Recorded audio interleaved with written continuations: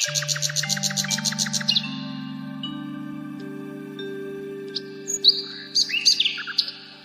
की बात है।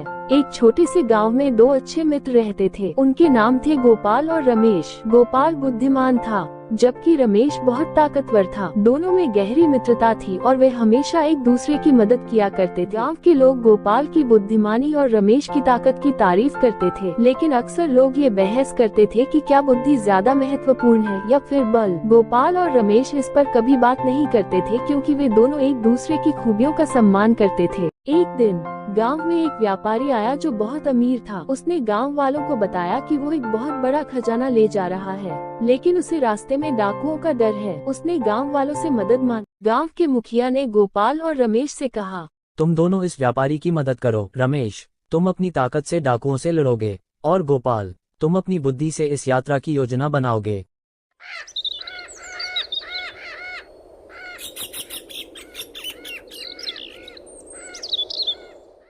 गोपाल और रमेश ने इस चुनौती को स्वीकार किया। उन्होंने व्यापारी के साथ यात्रा शुरू की। गोपाल ने पहले ही रास्ते की योजना बना ली थी और सभी संभावित खतरों का अनुमान लगा लिया था। रास्ते में गोपाल ने रमेश से कहा, रमेश, हमें इस जंगल से जल्दी निकलना चाहिए। ये जगह डाकुओं के लिए मशहूर है। रमेश ने कहा, मैं तैयार हूँ। अगर कोई डाकू आया तो मैं उसे सबक सिखा दूंगा।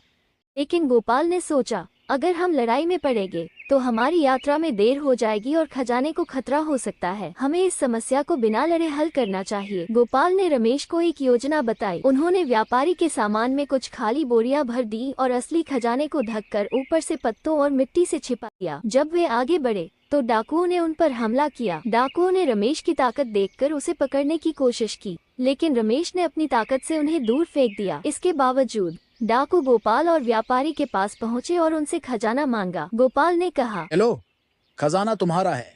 हम इस लड़ाई में नहीं पड़ना चाहते। डाकुओं ने बिना सोचे समझे वो बोरियां उठा ली और भाग गए। उन्होंने सोचा कि वे खजाना ले गए हैं, लेकिन वे यह नहीं जानते थे कि वे खाली बोरियां लेकर भागे हैं। रमेश ने गोपाल से कहा, तुम्हारी ताकत ने हमें समय दिया और मेरी बुद्धि ने हमें खजाना बचाने में मदद की। दोनों की जरूरत थी। जब वे गांव लौटे तो गांव के लोग बहुत खुश हुए। मुखिया ने कहा, आज हमने सीखा कि बुद्धि और बल दोनों महत्वपूर्ण हैं। अकेले बल से हम खतरों से लड़ सकते हैं, लेकिन बुद्धि से हम खतरों को टाल सकते हैं। गोपाल और रमेश ने एक दूसरे को देखा और मुस्कुराए। उन्होंने समझ लिया कि एक दूसरे की खूबियों का सम्मान करना ही सच्ची मित्रता है। उस दिन से गांव में कोई भी यह बहस नहीं करता था कि बुद्धि ज्यादा महत्वपूर्ण है या बल। सभी ने सीखा कि दोनों का सही संतुलन ही सच्ची सफलता की कुंजी है। गोपाल और रमेश की दोस्ती और भी गहरी हो गई और वे हमेशा एक दूसरे के साथ मिलकर हर चुनौती का सामना करते रहे।